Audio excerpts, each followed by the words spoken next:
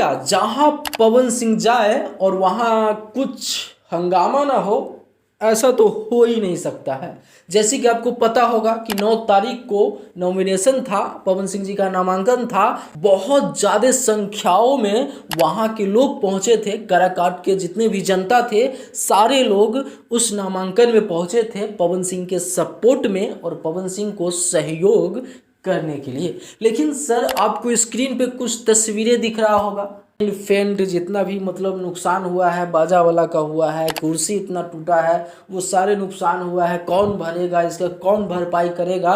तो सर आपको बता दे, ये जो दिख रहा है ना, आप स्क्रीन पे देख पा रहे हैं, ये रियली में पवन सिंह जी के नामांकन के दौरान ही इतने सारे कुर्सियाँ टूटे हैं। तो ये रियली है कि नुकसान हुआ है। भैया बात तो यहाँ पे आता है कि ये टेंट वाले भाई का जो नुकसान हुआ है और ये जो साउंड वाले भाई बोल रहे हैं कि मेरा नुकसान हुआ है, तो इसका तो भरपाई करना ही होगा पवन सिंह जी को। ये टूटा क्यों है? सबसे बड़ी सवाल तो ये भी आता है कि आखिर लोग बहुत तरीक़ा से बातें बोल रहे हैं इस पे कि ये कुछ विरोधी था, ये था, वो था।